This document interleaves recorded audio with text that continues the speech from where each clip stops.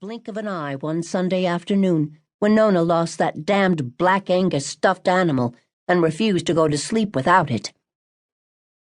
The moon lit up the two-story white house with 6 columns holding up the second-floor porch.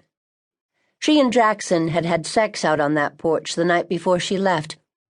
Everything had been wonderful in their life. They had been young. They had a beautiful daughter they both doted on. They had finally gotten the debts all paid, and Lonesome Canyon was showing a sizable profit on the books.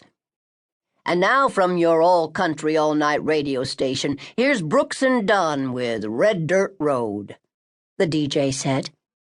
Even after she parked the van in the empty bay, she sat still until the song ended, the lead singer talking about being raised out past where the blacktop ended. She nodded when the lyrics said that's where she drank her first beer, where she found Jesus and wrecked her first car, because it was the story of her life up until she was 22 years old.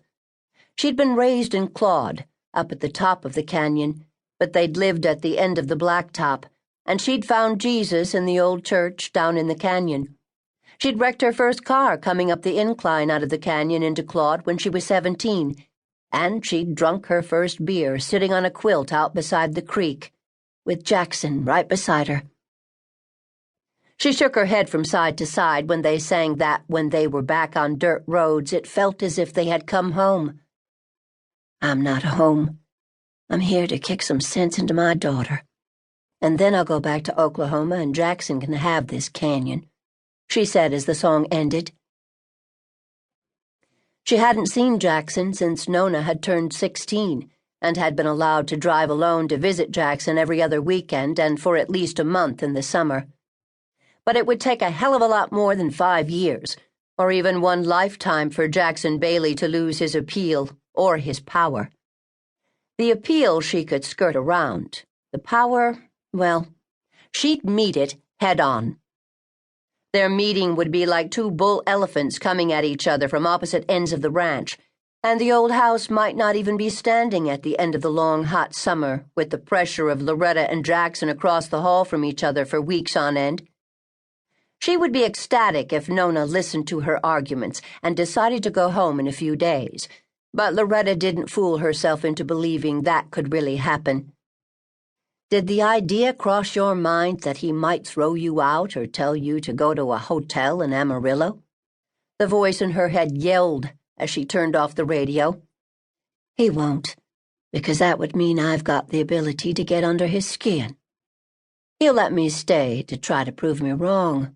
I know him," she argued aloud.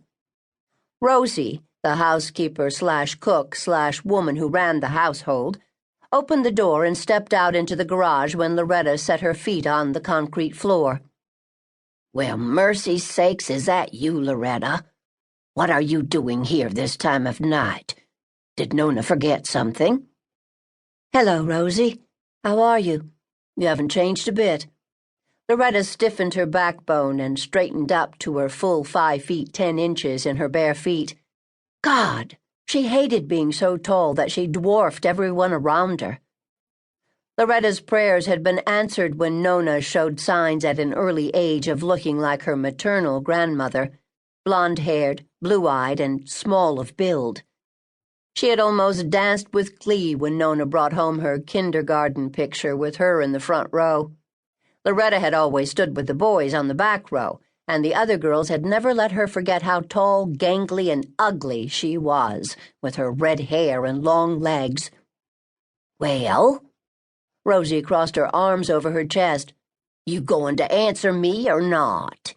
Loretta had always suspected that Rosie had already been there when the first strand of barbed wire went up around Lonesome Canyon Ranch, and no one had had balls big enough to run her off. As housekeeper, cook, and the only really stable person Jackson had ever known, Rosie ran the place with a steel hand and a soft heart. She'd tried her damnedest to talk Loretta out of leaving, but nothing, not even Rosie, could stop her. Dark brown eyebrows drew down over eyes that were almost black and set into a bed of wrinkles. A sprinkling of gray frosted her dark hair. "I'm still waiting on answers to my questions. Are you staying here? And what's going on?"